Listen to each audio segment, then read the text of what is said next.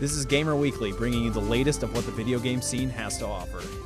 On this episode of Gamer Weekly, I have Richard Bang from Freekstorm, and we're going to be talking about Dr. Kvorak Obliteration Game. Hello, everybody, and welcome back to another episode of Gamer Weekly. I am sorry about the break again. We were in Atlanta for DreamHack, so it was awesome. My feet were absolutely killing me, and Atlanta is probably one of the weirdest towns I've been in. So yeah, if you haven't seen DreamHack, though, you should definitely check it out, and we were posting stuff about it on Twitter. So if you haven't already followed the Twitter page, you should. But we'll talk about that later, because right now I have Richard from Freekstorm. Thank you so much for coming onto the show. You're welcome. It's nice to be here. So, Richard, you just released your game. It's Dr. Kvorak Obliteration Game. First off, how do you feel? Relieved. It's taken a long time to get here, and now that it's done, it's done. And now it's time for some R&R. Oh, definitely. A good rest is needed. And reading all of the Steam reviews as well, and hoping that everyone enjoys the game. Yeah, we've been getting some great Steam reviews. People love the game. I think that's probably like the best part is like, you know, when you release the game, you get all that feedback like immediately, but it's like a double-edged sword thing. It's like, it's great, but at the same time, like once you see that one negative, you're like, oh God, what have I done? I can't believe I did this to myself. Well, there's always people gonna not like your game, but when you're making a game, you hope in the end that people will see what you were trying to do and what you were aiming for, and eventually they'll like the game. You can't expect everyone to like it, but if most people like it, then you did good, and it looks like we did good. So you've been working on the game for at least 7 years now, and yeah. What was the inspiration behind Dr. Kvorak, and what kind of game is it? Well, the inspiration is kind of strange, really. Before we started on the game, I was making short films for independent festivals, and one of them required a theme of a supervillain type character. And I created a short film with Dr. Kvorak in it, where he was destroying worlds, and it was Dr. Kvorak, Destroyer of Worlds. And at the end of that, it was only, I think, 4.5 minutes. Lots of the people who watched it said, well, can you tell us more about the character? And I thought, well, I could make another film, but it might be more fun to tell the story differently, because a film, you've got a short amount of time to tell a story in, whereas with a game, you've got much longer. 7 years longer. So we decided to actually make it into a game instead. And, you know, it's taken 7 years, but we've got about 10 hours of gameplay. And as you play the game, it's a puzzle game. So you play through the puzzles, and Dr. Kvorak talks to you, and you discover his story and how he became who he is. And it's a journey through a troubled deity's ego. So, what made you guys want to do like VR with it? We were quite a long way down the road with the game's development on the desktop, and everything was going really well when the VR headsets came out. We managed to get hold of a DK2 for the Oculus. And our initial thought was, you know, let's see about doing this for the next game. And just for fun, I hacked the camera controls so that I could run the game with the DK2 headset on. And when I put it on the first time and was able to look all the way around the internal environment inside the game and control the characters in VR, I was just sold. At that point, it was, wow, I have got to do this. And so, you know, we just went off and did a redesign on everything that needed to be done to move it into VR. So do you have a preference on which VR headset to use? Like, is one easier than the other, or is it kind of just like it's different obstacles that you have to deal with? The biggest obstacle is that for the Oculus to work well, you need to have 3 tracking cameras. Our setup here uses 2, and it's tolerable, but you can always lose tracking quite easily. There are places you can rotate to where the 2 cameras just don't work well. The Vive doesn't seem to have that problem. It seems to work well no matter what angle you're at. So my preference would be for the Vive. If you got the $700 to drop on it.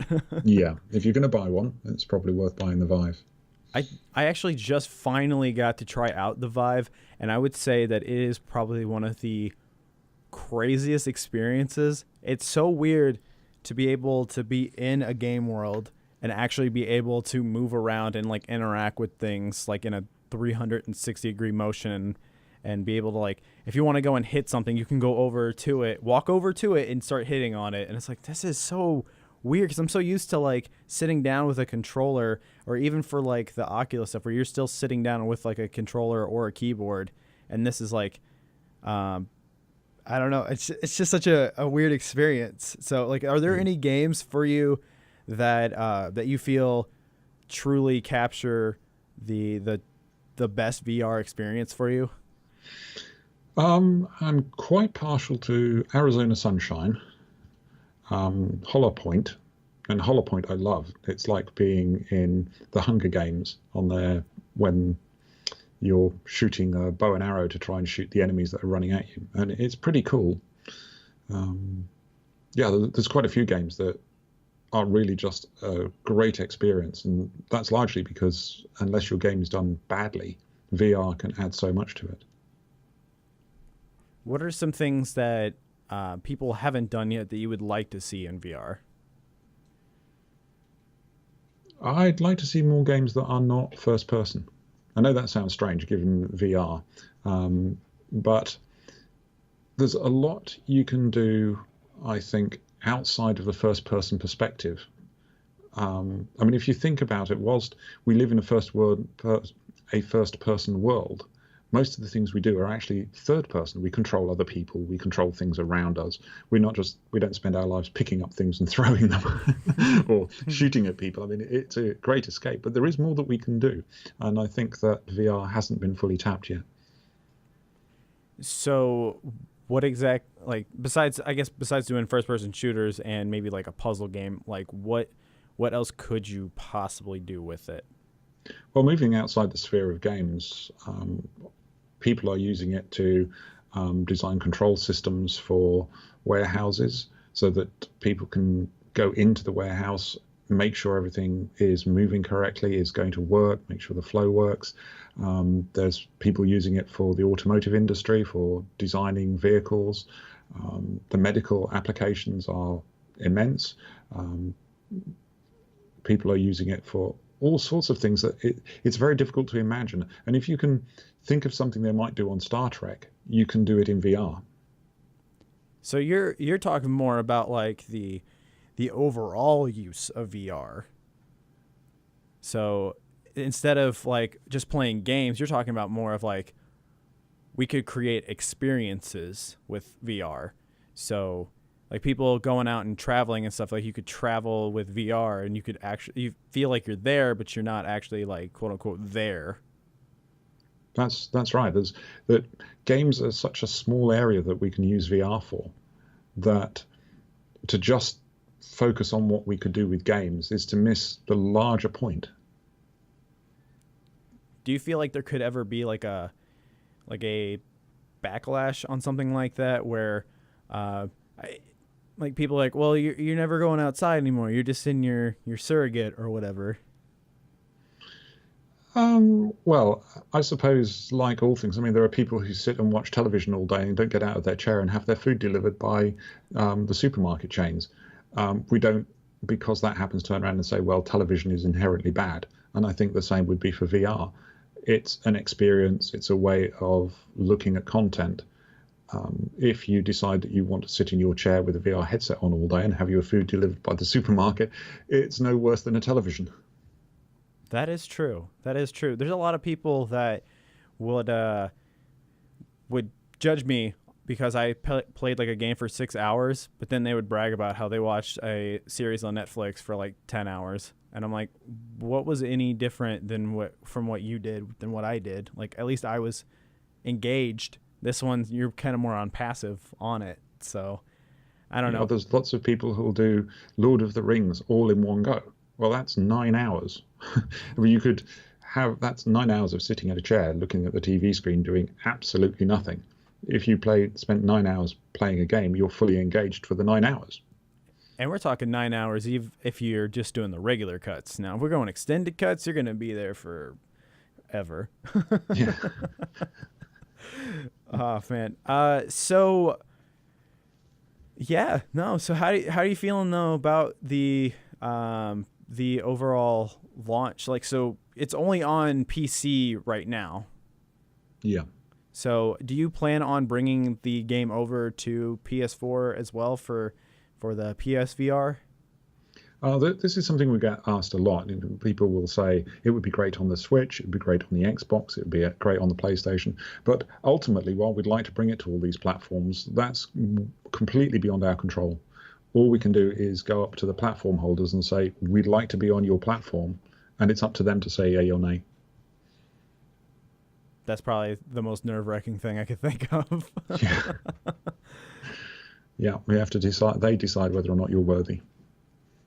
Have you guys thought about going into the mobile market as well with a lot of the VR stuff coming out for that?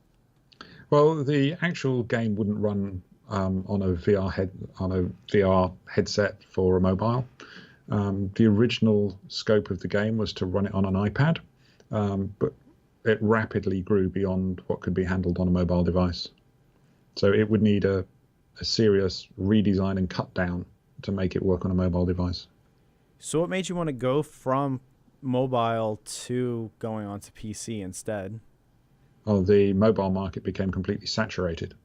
All the value of the games went to free to play. There's a story-driven game can't survive in a free to play environment because, it's got 10 hours of play. And if you're trying to do a free to play, you need adverts and a constant stream, and you need lots of people playing it to show them the adverts. But once somebody's played a story-driven game, most of the time they don't feel a need to play it again.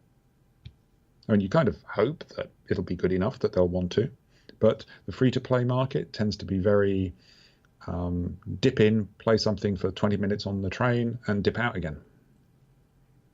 Yeah, it's very much like if it's not one of the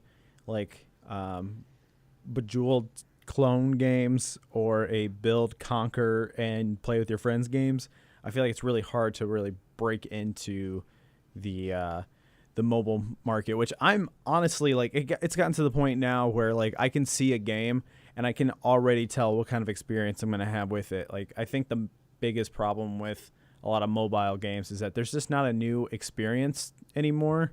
It's the same games, and you're just like, all right, which clone of the game that I already played do I want to play this time? Well, that's because the nature of the market. If you come up with a new game that doesn't fit into one of the existing categories, you can't market it because people will say, well, what's it like? And if you say, well, it's not like anything you've played before, most of the time they'll say, well, I won't bother then. The people tend to be very stingy with their time. They would rather do something that they know than try something they don't know. That makes sense. Yeah.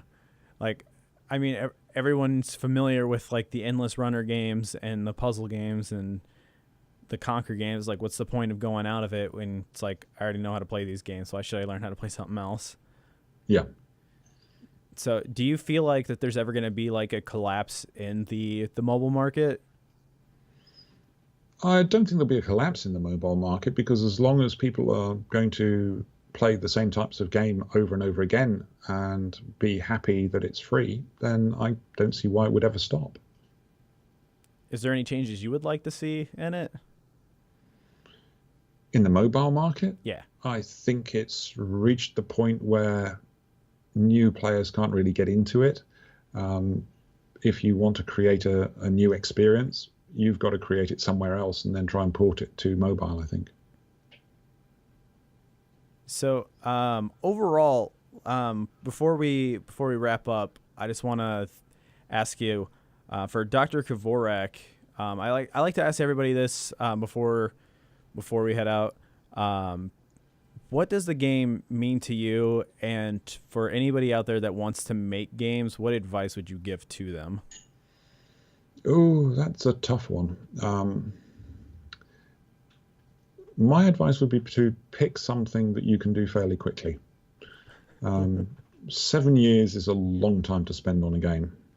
And there are many times when I got to the point of thinking maybe I should make it, just finish it here and carry it on. And I think in hindsight, I probably should have finished it there and moved on to another one, because 7 years is a long time. It's not even the longest for what I've had on the show. Like the people that made Owlboy they've been making the game for 10 years, and I was like, what? So yeah, it's just at the end of it, you just kind of think, well, that's 7 years and it finishes on one day, and it just feels very strange. But great at the same time. Yeah, but strange. So if anyone out there wants to check out Dr. Kvorak, where would they need to go and check it out? Steam. Just go to Steam, type Dr. Kvorak's Obliteration Game in the search, and there you have it. And it's a great game, and they'll have lots of fun, and most people will take over 10 hours to finish it. And we've got some great reviews, and it's a good game. It's a good game, guys. It's a really good game. And you can also check out the trailers of it on YouTube as well. It's also on the Steam page as well, so I don't know why you need to go in two different places. But definitely go on Steam and check out Dr. Kvorak Obliteration Game. I think you guys are really going to enjoy playing it, and I can't wait to try it out as well. Richard, thank you so much for coming onto the show, and once again, congrats on the launch of the game. It takes a long time for a game to be made, so I appreciate all the work that you've done on the game. Thanks, Justin. It was really nice to talk to you. Absolutely. And anybody out there, if you enjoyed listening to the show, you should follow and subscribe as well. And I promise that we'll be back to a weekly schedule, but with moving and stuff, it's kind of hard to do that right now. But I will try my best to get as much content out there as possible. And after we get the move-in settled, we'll have videos. Ooh, videos. Can't wait, right? Absolutely. So thank you guys so much for listening to the show. And hopefully you guys will tune in for the next one. All right. Goodbye, everybody.